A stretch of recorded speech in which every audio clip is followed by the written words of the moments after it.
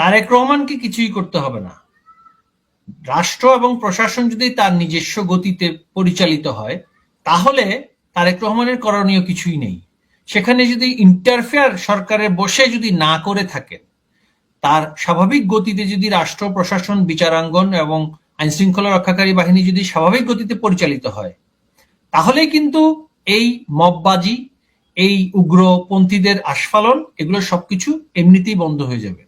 আমাদের সরকারের সময় কেন এই সমস্ত আস্ফালন ছিল না? কারণ সরকার প্রশাসন, যে রাষ্ট্রীয় যে সিস্টেম, সেটা যথাযথভাবে কাজ করতে পেরেছে। আপনি এই হাসনাত, এই ব্যক্তিটার কথা বললেন, তার আসনে কোনো ক্যান্ডিডেট তো সেখানে ছিল না, এবং যেই ক্যান্ডিডেটটা দেওয়া হয়েছে পরবর্তীতে অন্যরা তার পক্ষে কাজ করার নাকি কথা ছিল, আলোচনা ছিল, সেখানে কিন্তু সেই ক্যান্ডিডেটটা মাঝপথে বাধ্য হয়েছে নির্বাচন থেকে নিজেকে উঠিয়ে নিতে।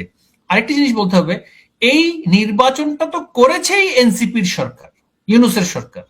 এবং বাংলাদেশের যে সমস্ত জায়গায় আমরা যে সমস্ত এখন ফুটেজ গুলো পাচ্ছি, আগে থেকে দাঁড়িপাল্লায় সিল মেরে রাখা, প্রত্যেকটা ফুটেজ আমরা পর্যালোচনা করে দেখতে পাচ্ছি প্রায় শতকরা 70% ছিল জালিয়াতি জামায়াত ইসলামী জোটের পক্ষে। আগে থেকে সিল মেরে রেখে প্রস্তুতিটা ছিল।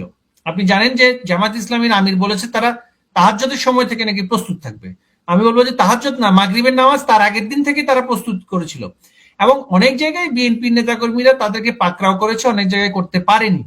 আপনি দেখেছেন যে প্রত্যেকটা সিটে যে সমস্ত ভোট জামাত দেখাতে পেরেছে, সেগুলো অনেকাংশে ছিল প্রিডিটারমিন্ড। কারণ রাষ্ট্র ক্ষমতায় বসে আছে এখন জামাত।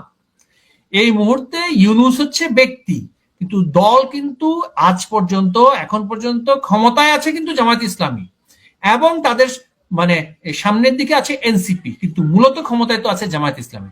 জামায়াত ইসলামের কথায় পুলিশ পরিচালিত হচ্ছে, জামায়াত ইসলামের কথায় সরকার প্রশাসন পরিচালিত হচ্ছে। এইটা যখন থাকবে না, তখন রাষ্ট্র প্রশাসন ন্যূনতম স্বাভাবিক গতিতে পরিচালিত হওয়ার কথা। আমাদের সামনের দিকে দেখতে হবে এবং সেইভাবে করে প্রস্তুতি নিতে হবে। একমাত্র সবচেয়ে এখানে একটা one of the major factor হচ্ছে সেনাবাহিনীকে অপব্যবহার করা। সেনাবাহিনীকে রাষ্ট্র প্রশাসন যেভাবে অপব্যবহার করেছে আওয়ামী লীগের বিরুদ্ধে, সেটা যদি না থাকতো, তাহলে আমাদের পক্ষে অনেক আগেই প্রতিরোধ গড়ে তোলা অনেক বেশি সম্ভব ছিল। কিন্তু আপনি তো সেনাবাহিনীর বিরুদ্ধে সংঘাতে জড়ানো মানেই হচ্ছে গৃহযুদ্ধের ডাক দেওয়া। আমরা তো গৃহযুদ্ধ চাই না, চাচ্ছি না, এটা প্রথম থেকে আমরা বলে আসছি।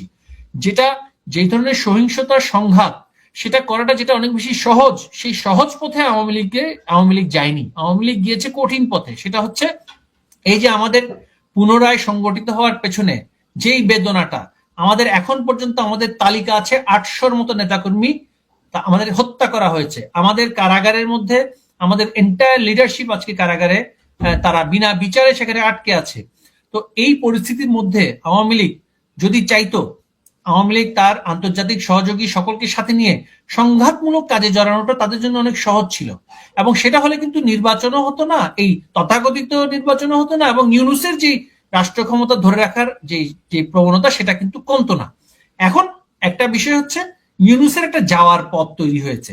এর মধ্যে সে অনেক কিছু কবর রেখে গিয়েছে, যেমন এই সংবিধান বিষয়ক, যেটা যে সংবিধান বিষয়ে যে সমস্ত সংস্কারের কথা সে রেখে যাচ্ছে, সেগুলো যদি বিএনপি বা নতুন যে সরকারে বসার জন্য যাদেরকে এখন আনা হয়েছে, তারা যদি সেটা মেনে চলে, তাহলে বাংলাদেশের যে সাংবিধানিক সংকট আগামী দিনগুলোতে আরো গভীর হবে, আরো ঘনীভূত হবে।